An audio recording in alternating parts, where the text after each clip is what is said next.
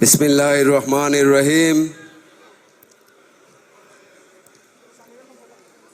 যুক্তরাজ্য বিএনপি কর্তৃক আয়োজিত আজকের এই বিশাল সভার সম্মানিত সভাপতি, যুক্তরাজ্য বিএনপির অভিভাবক, শেখ হাসিনা বিরোধী আন্দোলনের অন্যতম মহানায়ক, যুক্তরাজ্য বিএনপির সভাপতি জনাব এম এ মালেক সাহেব,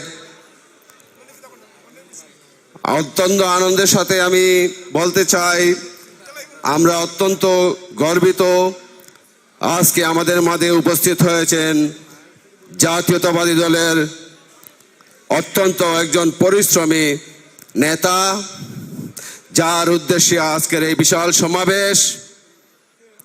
An excellent navigator, an excellent orator, a great politician, যুক্তরাজ্য বাংলাদেশ জাতীয়তাবাদী দলের মহাসচিব জনাব মির্জা ফখরুল ইসলাম আলমগীর।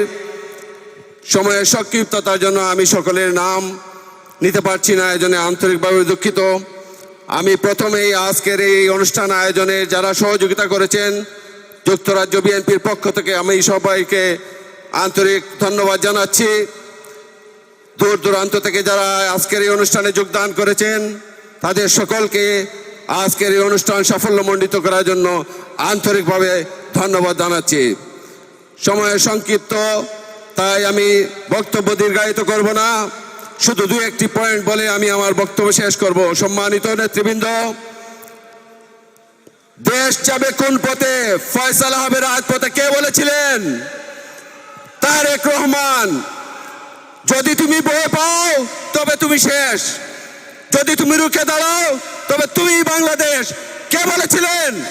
তারেক রহমান।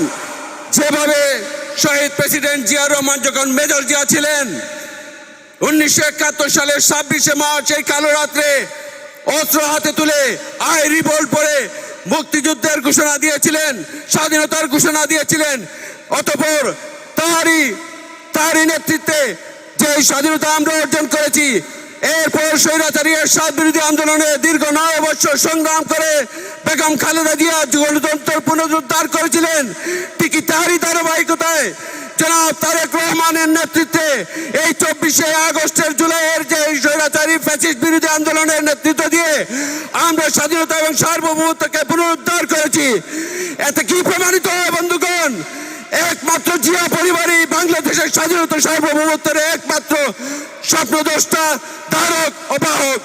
একমাত্র জিয়া পরিবারই গণতন্ত্র পুনরুত্থানে সব সময় এগিয়ে আসে এবং সাফল্য অর্জন করে।